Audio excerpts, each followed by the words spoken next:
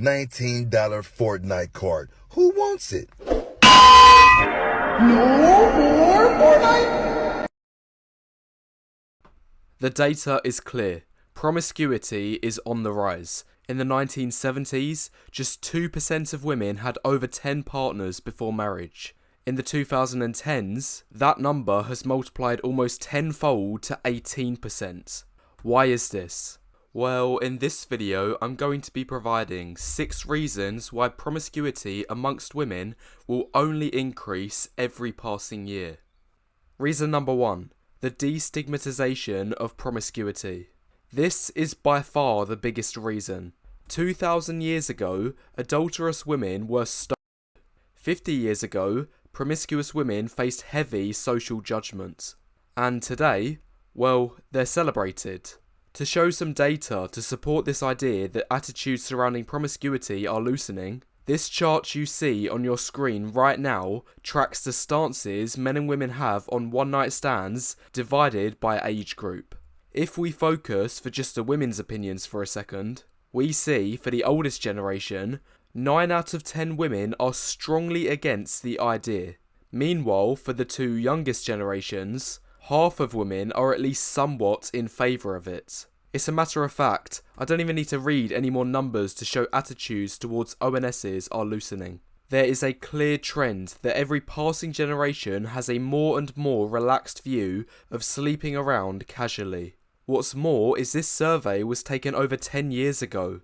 Tinder didn't even exist then. I'd like to see what the most up-to-date numbers look like. I wouldn't be surprised if half the chart is green by now. This is especially true given, according to many young people today, especially those who identify as progressives, hold the belief that a woman being promiscuous is a form of empowerment. They describe it as an expression of taking back control and being able to at last obtain freedom to do what they want with their bodies. And the reason these people believe this is because in the decades prior, women didn't have these freedoms as they were unable to afford the risks involved, such as social shaming and judgments. However, where I disagree with this whole notion is just because someone now has the freedom to do something doesn't necessarily mean they should utilise it, and also doesn't mean it won't have negative impacts. Just a quick example, in most countries upon turning 18,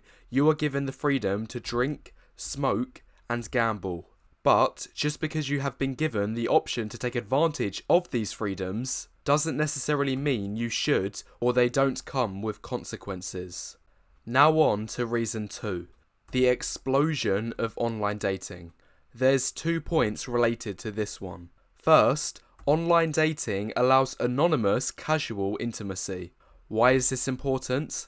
Well, despite saying in the last point that judgments that come with engaging in casual intimacy as a woman have greatly diminished in recent times, this doesn't mean it has disappeared completely.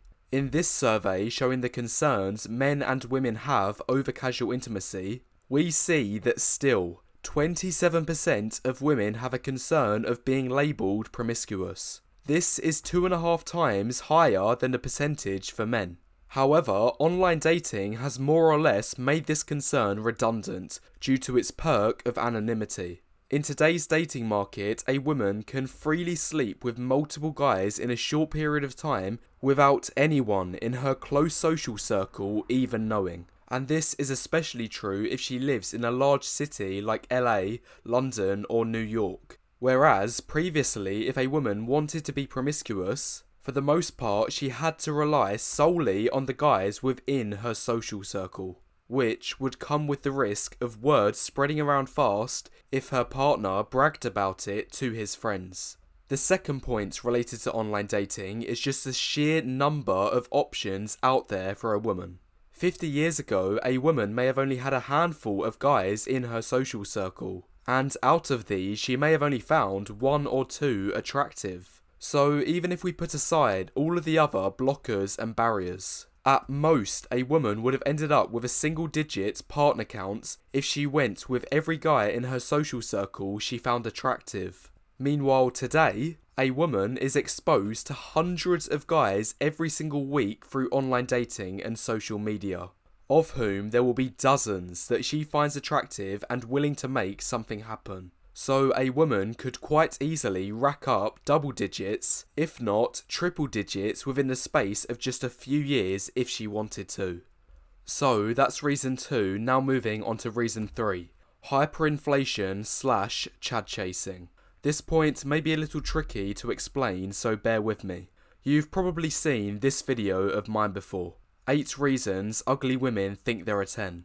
It's my most popular video at 400,000 views and counting. If you've not seen it, the overarching idea is that right now in the current dating market, we're currently seeing hyperinflated values across the board of how attractive women think they are. The majority of women now see themselves as 2 to 3 points above what they really are.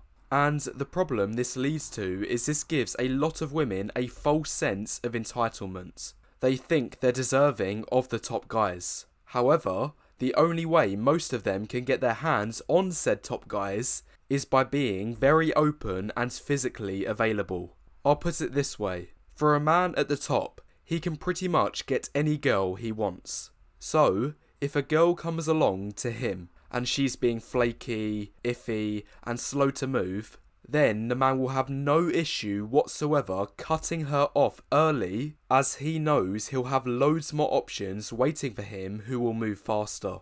It's a basic rule of nature, that power always falls into the hands of those with abundance and options. So, from the woman's point of view, the only way for her to stay competitive is to be really physically available and generous towards the guy. And a lot of the time, she will do this even if it contradicts the standards she would usually hold against guys. A woman may say, "Oh, I don't sleep with guys until at least the 3rd date," even though she might have done it on the 1st date in the past.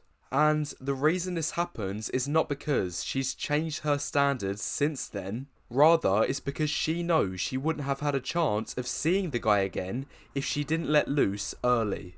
Remember, women break rules for alphas and make rules for betas. And when every woman thinks she's entitled to an alpha, you will see rules being broken in the masses. Bottom line, hyperinflation encourages women to be more promiscuous in order to stay competitive and keep the delusion going that this will allow them to get who they don't deserve. Anyway, those are the first 3 points of the video, so if you've enjoyed it up to this point, now is a good time to press the like button and leave any thoughts you have in the comments below, as it helps the YouTube algorithm. Now on to reason 4, birth control. This point is simple. The fact that nowadays we have wide and readily available forms of birth control has reduced the risks of promiscuity to a minimum. 100 years ago, the main risks associated with promiscuity were unintended pregnancies, STIs, and social repercussions. So, even if a woman desired to be promiscuous, there's a high chance she would refrain from doing so due to the high risks involved. However, today, these risks aren't really relevant anymore. We've already established in reason 1 of this video that this last point isn't as much of a concern. And as for the other 2, modern science and medicine has allowed these risks to be reduced to pretty much 0 at as low of a possible price. In fact, in the United Kingdom, my country, women can get birth control for free. And with 15 methods to choose from, there has never been a lower barrier to entry for a woman to be freely promiscuous without risk of consequences. Reason number 5, the ever-increasing party phase. 50 years ago, the average age of marriage for women was 21 years old. Today, that number is at 30 and climbing. Part of the reason for this is because most women nowadays want to live their 20s as a so-called party phase, entailing travelling, college parties, hot girl summer vacations and the like. Then, it's only when they reach their 30s or over they need to worry about finding a man to settle down with, getting married, having kids and the rest of it. I'm going to elaborate a bit more on this point about college. So a lot of you may already know that today's generation has higher college admission rates than any other time frame in history. And this might not seem like too much of an important factor at first glance. But guys, I want you to trust me. I've been to university for the last 8 months. And however crazy you think the dating scene is at colleges/universities, I want you to multiply it by 10. Just watch the clip from the beginning again. This woman went from a partner count of 0 before college all the way up to 35 during her time. And a few of the reasons this happens is because 1.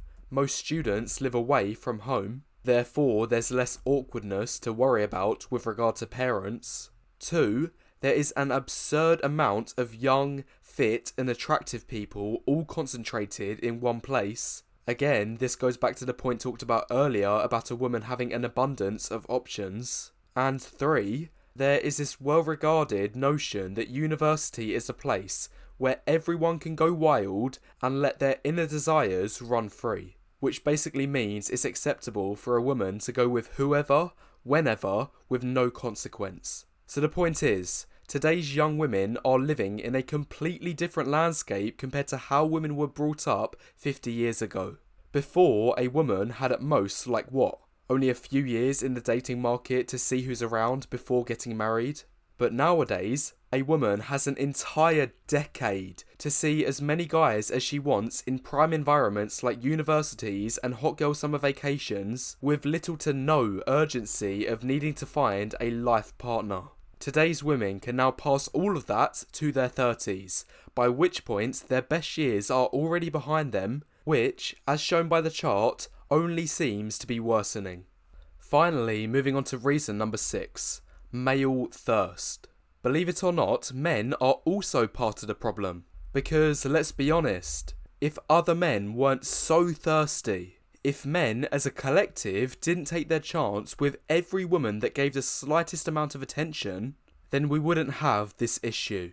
I'll even hold my hands up myself that I've contributed to this problem before. Here's a quick story. At this particular point in my life, it'd be fair to say I was going through what many would call a dry spell. And we all know what happens to guys during a dry spell. Standards go down and desperation goes up. Anyway, I was at this bar and already had a few drinks. Then later in the night, this woman, who I could see was a little overweight, started having a conversation and flirting with me. Anyway, as the interaction progressed, I was thinking the whole time in the back of my mind whether I'd be willing to go the full way or not if the opportunity arose. Well, in the end, one thing led to another, and desperation ended up getting the better of me. Biggest mistake of my life. I woke up in the morning sincerely regretting my decision, and knew from this point on, if I ever found myself in the same position, I'd never let it happen again. Anyway, the point of the story is, if all guys from this day forward adopted this mindset, we wouldn't see anywhere near as big of a problem as we do today. In fact, this one thing, men refusing to lower their standards, I believe could single-handedly fix every issue we are seeing in the dating market right now. Because there wouldn't be any more delusion or entitlement, promiscuity wouldn't be as widespread, and dating apps would be far more balanced. Anyway, that's all the points for the video, and hopefully you enjoyed that little personal story at the end. If you enjoyed, make sure you press the like button and leave any thoughts you have in the comments below, as it helps the YouTube algorithm.